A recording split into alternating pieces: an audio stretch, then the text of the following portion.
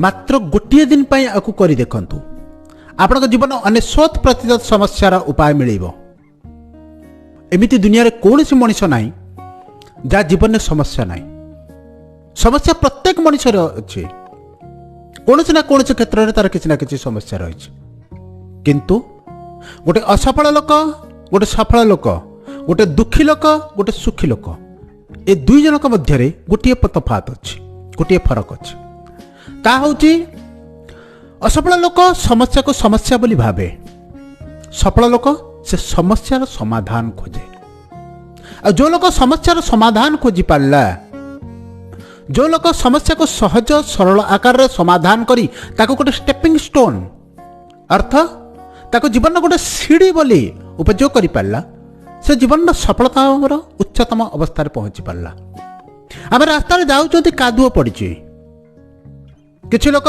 से कादुओ को भर्सना करती सरकार को दायी करती वर्षा को दायी करती रास्तार अवस्था को दायी करती आ किसी लोग रास्ता कड़े पड़े पत्थर को उठाती और से कादुओ उपरे गोटे पर गोटे रखती और पाद दे सेपट को चलती रास्ता ठीक हवा दरकार निश्चित भाव में पदक्षेप नवा दरकार किंतु से समय क्या अभियोग करवा क्या निंदा करवा समस्या को दायी करवा अपेक्षा पत्थर पकई पाद पर पाद दे समस्या को पार कर उचित तेणु जीवन में समस्या आसवा बड़ कथा नुह समस्या को आम केमी समाधान करुँच केमी सफलतार रास्ता खोजुंट से हूँ बड़ कथा आ मु सुदर्शन मिश्र सदासर्वदा प्रचेषा करुँची जीवन अमूल्य शिक्षा माध्यम आपण जीवन बड़ू बड़ समस्यार समाधान करूँ आपण जीवन में जिते भी समस्या आसुच्ची दुख आसुच्ची चिंता आसुच्ची ता देहरु आपण अनायास मुक्ति पाइपारतु मो सहित जोड़ी ही रुहतु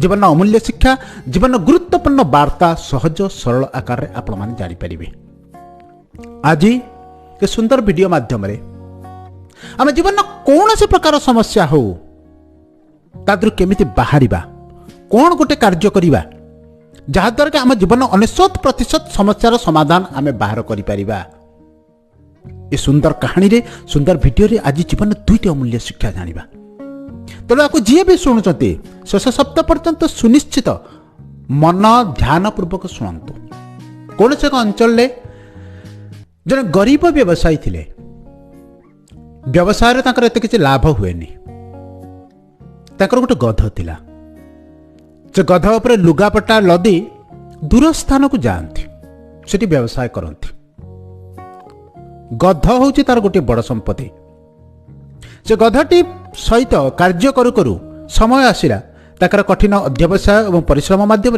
से गोटे बड़ व्यवसायी हो गले धीरे धीरे व्यवसाय बढ़िया ताकर लुगा व्यवसाय आहुरी बढ़िला से यातायात सुविधा नथिला से गोटे रु अधिक गध क्रय कले किणिले गोटे जगह 5टी 10टी गध किणिले से गध उपर लुगा लदी जंगल रास्ता दे दूर सहर को जाती से लुगा बिकती संध्या आड़ को फेरी आसती इतिमध्य ये समस्त जिन मध्य से प्रथम गधटी को से केबे भी भूली नथिले प्रथम तक जो गध जहाँ को नहीं से व्यवसाय आरंभ करते ताकू से केबे भी छाड़ी नथिले इतिमध्य गधटी बुढ़ा हो गलानी थरे से बुढ़ा गधटी के धरी से कौन से गोटे स्थान को जाइतिले जंगल रास्ता दे फेरुछन जो जंगल पाखर पहुंची से संध्या ही से गध आ से व्यवसायी जनक से जंगल रास्ता दे प्रवेश करुचंते केमिति जल्दी जंगल टी पार हो गध उपर न बसी गध उपर ओह्लई पड़ती कारण बुढ़ा गधटे से बहुत भल पाती कारण से जीवन सबुठार दुख समय साथी ही रही गधटी के धरी जो जंगल में जाऊँच गोटे दुर्घटना घटला गधटी अंधार गोटे खालुआ स्थान में खसी पड़ा गोटे अंधारी कूଅ भली जगार खसी पड़ा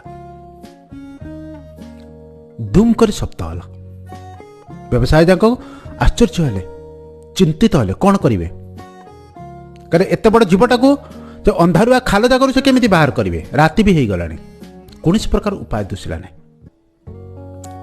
रास्तार पाखरे लोक मान डाकिले जंगल मध्य सुनसान स्थान कई गोटे भी लोक नहाती साहाय्य करने बहुत विचलित हेले खोजिले कौटी गोटे गोटे रसी थी दौड़ी थी ताको पकई बाहर करेंगे से सुविधा किसी ना बहुत चिंता कले, बहुत दुखित हेले, कांदिले, राति सारा विभिन्न प्रकार चिंता कले केमिति गधटी को बाहर करि परिबे। जेते चेष्टा कले विफल रहिले।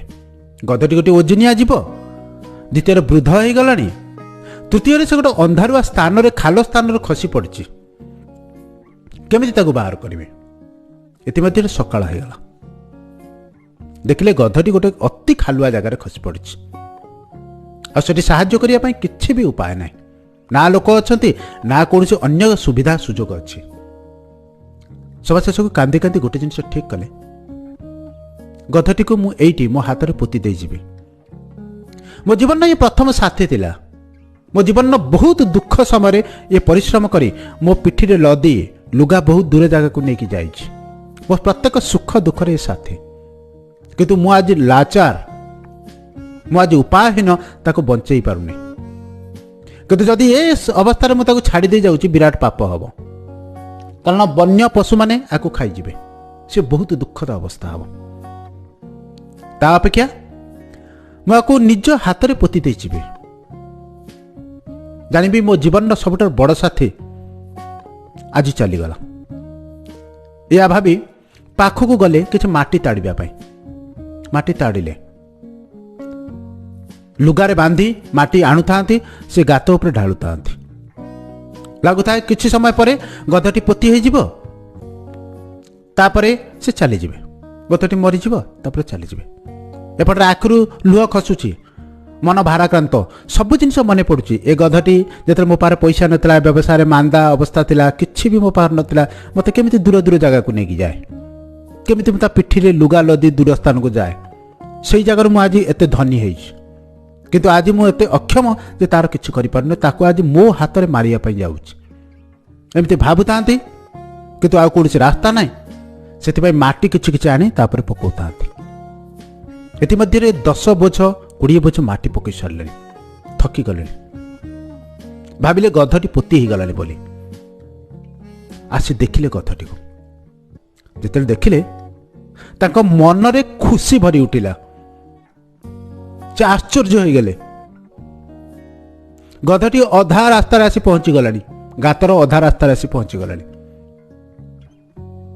कारण ये जेते थर माटी पकाउछथि से ताकू ध्यान देई नांती, ये सब माटी जाई गाधो ऊपर पडुची।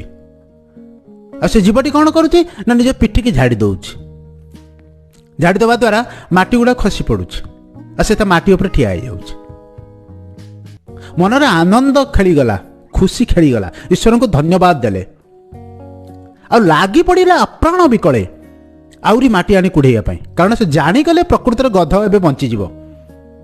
आ ये समस्या मध्य बाहर रास्ता कौन, ये जो समस्या रूपक अंधारी कुआ मध्य गध फसी, से जिनिस आपको केमिति मु उद्धार करी, से रास्ता से जानीगले। प्रत्येक थर गले माटी आनिले, गोटे मिनिट भी विश्राम न करे माटी ताड़िले, माटी पकईले, गधटी ऊपर पड़ुए, गधटी पिठी झाड़ी देउता, धीरे धीरे ऊपर ठिया जाता। एमती करू करू संध्या हो गला। संध्या बेलू कूअटी अर्धाधिक पूर्ण हो गला, और से माटी ऊपर गध संपूर्ण रूपे ठिया हो गला। गोटे लंफ देला, बाहर आसी पहुंचीगला। व्यवसायी जनक केबे भाभी नथिले गधटा बंचीजीव बोली। ए अंधारी कुआ मध्य मृत्युवरण करवाटा सुनिश्चित बोली से भावितिले, किंतु ताकर गोटे छोट परिश्रम द्वारा जहाँ से भाभी नथिले जे ए अंधारी रूपक कुआरू, ए अंधारी रूपक समस्या मुक्ति मिलिबो बोली, किंतु मिलिगला। ये होची मनुष्य जीवन घटना, ये होची प्रत्येक मनुष्य जीवन प्रकृत कहानी। ये कहानी को गधर कहानी कि व्यवसाय कहानी नुह, आम जीवन कहानी बोली भाविया उचित। ए सुंदर अमूल्य कहानी रे दुईटी शिक्षा लुचि रही। ए दुईटी जाक शिक्षा अत्यंत गुरुत्वपूर्ण। ए दुनिया रे प्रत्येक मनुष्य जीवन में समस्या अच्छे, कौन सी भी क्षेत्र में हो, जन छात्र हो, जन व्यवसायी हो, जन चाकरी करुवा लोक हो, कार पारिवारिक समस्या हो, कार आर्थिक समस्या हो, समस्त किसी ना किसी समस्या अच्छे। तो समस्या आसे ताको बहुत बड़ लगे, किसी रास्ता दुसेनी, किंतु से समस्या रूपक अंधारी कुआ मध्य बाहर दुईटी रास्ता अच्छे, जहाँ आम सुंदर कहानी जानिले। प्रथमटी व्यक्ति जन कौन करते केबे भाभी नथिले जे समस्यार समाधान हो गधटी बाहर को बाहरी आसो, किंतु से अनायास ମୁଠେ ମୁଠେ ମାଟି ବୋଝେ ବୋଝେ ମାଟି ଆଣି ତାପରେ ପକାଇଥିଲେ, ସେ ଗଧ ଉପରେ ପକାଇଥିଲେ। ଆଉ ପ୍ରତ୍ୟେକ ମଣିଷ ଏଇ ଜିନିଷ କରିବା ଦରକାର। ଜୀବନରେ ଯେତେ ବଡ଼ ସମସ୍ୟା ଥାଉ, ଯେତେ ଛୋଟ ସମସ୍ୟା ଥାଉ, ତାର ପରିଣାମକୁ ନ ଭାବି ଆମେ ଛୋଟ ଛୋଟ ଷ୍ଟେପ୍ ନେବା ଉଚିତ, ଛୋଟ ଛୋଟ କଦମ ନେବା ଉଚିତ, ଛୋଟ ଛୋଟ ପ୍ରୟାସ କରିବା ଉଚିତ। କାରଣ ଆମେ ଯେତେବେଳେ ଛୋଟ ଛୋଟ ପ୍ରୟାସ କରୁଥାନ୍ତି, କିଛି ସମୟ ଯାଏଁ ତାର ଫଳ ଦୁଶେନି, ଆମେ ସେଥିପାଇଁ ତାକୁ ଛାଡ଼ି ଦିଅନ୍ତି। କିନ୍ତୁ ଗୋଟେ ସମୟ ଆସେ, ସେ ଛୋଟ ଛୋଟ ପ୍ରୟାସ ଗୋଟେ ବିରାଟ ରୂପରେ ପରିଣତ ହୋଇଯାଏ। ଯେମିତି ଯେତେବେଳେ ପ୍ରଥମେ ମାଟି ପକାଉଥିଲେ ତାଙ୍କୁ ଆଶା ନଥିଲା ଯେ ଗଧଟି ବାହାରକୁ ଆସିବ ବୋଲି, କିନ୍ତୁ କିଛି ସମୟ ଯେତେବେଳେ ମାଟି ପକାଇ ଚାଲିଲେ, ଦେଖିଲେ ଗଧଟି ଆସି ଅଧା ରାସ୍ତାରେ ଠିଆ ହୋଇଗଲାଣି। ସେତେବେଳେ ତାଙ୍କୁ ସଫଳତାର କିଛି ଅଂଶ ଦୃଶ୍ୟମାନ ହେଲା। ତାପରେ କାର୍ଯ୍ୟ ସେ ପୁଣି କଲେ। ଠିକ୍ ସେମିତି ଆମେ ଜୀବନରେ କିଛି ପ୍ରୟାସ କରନ୍ତି, ତାର ସଫଳତା କିମ୍ବା ତାର କାର୍ଯ୍ୟ ପ୍ରଣାଳୀ କିମ୍ବା ତାର ଫଳ ଆମକୁ ଦୃଶ୍ୟ ହୁଏନି, ସେଥିପାଇଁ ଆମେ ଛାଡ଼ି ଦିଅନ୍ତି। କିନ୍ତୁ କିଛି ସମୟ ଯଦି ଆପଣ ଲଗାତାର କରିଚାଲନ୍ତି, ଆପଣ ସମସ୍ୟାରୁ ମୁକ୍ତିର ରାସ୍ତା ଆପଣଙ୍କୁ ଆପେ ଆପେ ଦିଶିବ। ତେଣୁ ଜୀବନରେ ପ୍ରତ୍ୟେକ ସମସ୍ୟାରେ ବିଚଳିତ ନ ହୋଇ ଛୋଟ ଛୋଟ ପ୍ରୟାସ କରିଚାଲନ୍ତୁ। ଦ୍ୱିତୀୟ ଅମୂଲ୍ୟ ଶିକ୍ଷାଟି, ଗଧ ଉପରେ ମାଟି ସେ ପକାଉଥିଲେ, ଗଧ ପାଇଁ ସେଟା ଗୋଟେ ବିରାଟ ସମସ୍ୟା ଥିଲା। ସେ ବୃଦ୍ଧ ଗଧଟି ଯଦି ଚୁପଚାପ ବସିଥାନ୍ତା, ସେ ମାଟି ତଳେ ଦବି ମରିଯାଇଥାନ୍ତା। କାରଣ 10 ବୋଝ 20 ବୋଝ ମାଟି ପଡ଼ି ସାରିଲା ପରେ ସେ ତା ତଳେ ଦବି ଯାଇଥାନ୍ତା। କିନ୍ତୁ ସେ ଗଧଟି କ'ଣ କରିଥିଲା? ପ୍ରତ୍ୟେକ ଥର ଯେତେବେଳେ ମାଟି ପଡ଼ୁଥିଲା, ସେ ନିଜ ଶରୀରକୁ ଝାଡ଼ୁଥିଲା। ଯେତେବେଳେ ଝାଡ଼ୁଥିଲା, ମାଟି ଝଡ଼ି ଯାଉଥିଲା, ନିଜେ ଠିଆ ହୋଇଯାଉଥିଲା। ଠିକ୍ ସେମିତି ଆମ ଜୀବନରେ ସମସ୍ୟା ଆସିବାଟା ସୁନିଶ୍ଚିତ, କିନ୍ତୁ ସେ ସମସ୍ୟା ଭିତରେ ନିଜକୁ ଝାଡ଼ି ହେବା, ଅର୍ଥାତ୍ ସେ ସମସ୍ୟା ମଧ୍ୟରୁ ନିଜକୁ ଅଲଗା କରିବା, ଏ ହେଉଛି ଆମ ଦୃଷ୍ଟିକୋଣ ଉପରେ ନିର୍ଭର କରେ। ଗୋଟେ ମଣିଷ ଜୀବନରେ ଯେଉଁ ସବୁ ଘଟଣା ଘଟେ, ସେ ଘଟଣାଟା ହେଉଛି 10%। ଆଉ ତାକୁ କେମିତି ଆମେ ହ୍ୟାଣ୍ଡେଲ କରିବା, କେମିତି ପ୍ରତିକ୍ରିୟା ଦେବା, ସେ ହେଉଛି 90%। ଆମ ଜୀବନରେ କୌଣସି ଘଟଣା ସମସ୍ୟାର ରୂପ ନେଇ ଆସେନି, ଗୋଟେ ଘଟଣା ହେଇ ଘଟିଥାଏ। କାହା ଜୀବନରେ କିଛି ବି ହେଉ, ତାକୁ ଆମେ ଦୃଷ୍ଟିକୋଣ ହିସାବରେ ନାଁ ଦେଇ ଦେଉଛନ୍ତି ଗୋଟେ ସମସ୍ୟା ବୋଲି, ଗୋଟେ ଅପଘଟଣ ବୋଲି। ଆଉ ସେ ସମୟରେ ସବୁଠାରୁ ବଡ଼ ଜିନିଷ ହେଉଛି କ'ଣ ନା, ଆମେ ସେ ଯେଉଁ ଘଟଣାଟି, ଯେଉଁ 10% ଆମ ଜୀବନରେ ଘଟଣାଟି ଆସିଛି, ଆମେ ତାକୁ କେଉଁ ଦୃଷ୍ଟିକୋଣରେ ଦେଖୁଛନ୍ତି। 90% ତା ନିର୍ଭର କରେ ଆମ ଦୃଷ୍ଟିକୋଣ ଉପରେ, ଆମେ କେମିତି ତାକୁ ରିଆକ୍ସନ୍ ଦେଉଛନ୍ତି, ସେ କାର୍ଯ୍ୟକୁ ଆମେ କେମିତି କରୁଛନ୍ତି। ଆମେ ଯଦି ତାକୁ ସେତେ ସ୍ଥିର ହିସାବରେ ସେ ଯେଉଁ ସମସ୍ୟା ଅଛି ତାକୁ ଗୋଟେ ବୋଝ ନ ଭାଜି ଆମେ ତାକୁ ସମାଧାନ କରିବା, ତେବେ ଆମ ଜୀବନ 99% ସମସ୍ୟା ସେଇ ମୁହୂର୍ତ୍ତରେ ସମାପ୍ତ ହୋଇଯିବ। ବୋଝ ପରେ ବୋଝ ମାଟି ପଡ଼ୁଥିଲା, ସେ ବୃଦ୍ଧ ଗଧଟି ଶରୀରକୁ ଝାଡ଼ି ଦେଉଥିଲା। ଏମିତି ଝାଡ଼ୁ ଝାଡ଼ୁ କ'ଣ କଲା ନା, କିଛି ସମୟ ପରେ ସମ୍ପୂର୍ଣ୍ଣ ରୂପେ ହାତରୁ ବାହାରି ଆସିଲା। ଠିକ୍ ସେମିତି ଜୀବନରେ ସମସ୍ୟା ଆସିବ, ଆପଣ ତାକୁ ସମାଧାନ କରିବେ। ସମସ୍ୟା ସହିତ ନିଜକୁ ଯୋଡ଼ିବେ ନାହିଁ, ନିଜ ଶରୀରକୁ ହଲେଇବେ, ଝାଡ଼ିବେ, ଅର୍ଥାତ୍ ତା ଦେହରୁ ସମାଧାନ ବାହାର କରିବେ। ସେଇ ସମସ୍ୟାକୁ ଷ୍ଟେପିଂ ଷ୍ଟୋନ୍ ବନେଇବେ। ଅର୍ଥାତ୍ ଯେମିତି ପ୍ରଥମରୁ କହିଥିଲି, କାଦୁଅରେ ଇଟା ପକାଇ ପାଦ ପରେ ପାଦ ରଖି କାଦୁଅକୁ ପାର କରିଯିବା, କାଦୁଅ ରାସ୍ତାକୁ ପାର କରିଯିବା। ଠିକ୍ ସେମିତି ଯେଉଁ ସମସ୍ୟା ଆସୁଛି ତାକୁ ଗୋଟିଏ ପରେ ଗୋଟିଏ ଯଦି ଆମେ ସମାଧାନ କରିଚାଲନ୍ତି, ସମସ୍ୟା ଅର୍ଥାତ୍ ଯେଉଁ ମାଟି ବୋଝ ପଡ଼ୁଥିଲା, ଯଦି ସେ ତାକୁ ସମସ୍ୟା ବୋଲି ଭାବିଥାଏ, ତା ତଳେ ମରିଯାଇଥାନ୍ତା। କିନ୍ତୁ ସେ ଗୋଟିଏ ପରେ ଗୋଟିଏ ମାଟି ବୋଝକୁ ପିଠରୁ ଝାଡ଼ି ଚାଲୁଥିଲା, ସେଇ ମାଟି ବୋଝ ଉପରେ ଠିଆ ହୋଇଯାଉଥିଲା। ସଭା ଶେଷରେ ସେଇ ମାଟି ବୋଝ ତାକୁ ସାହାଯ୍ୟ କଲା ସେ ଗାତ ମଧ୍ୟରୁ ବାହାରିବା ପାଇଁ। ଆମ ଜୀବନରେ ଯେତେ ସମସ୍ୟା ଆସୁଛି, ଆମେ ଯଦି ତାକୁ ସମାଧାନ କରିଚାଲନ୍ତି, ଜୀବନ ଅମୂଲ୍ୟ ଶିକ୍ଷାକୁ ଶୁଣନ୍ତି, ନିଜ ବୁଦ୍ଧି ବିବେକକୁ ଉପଯୋଗ କରନ୍ତି, ଏଇ ସମସ୍ୟା ଦିନେ ଆମକୁ ସେ ଅନ୍ଧାରୀ କୂଅ ମଧ୍ୟରୁ ବାହାର କରାଇବ।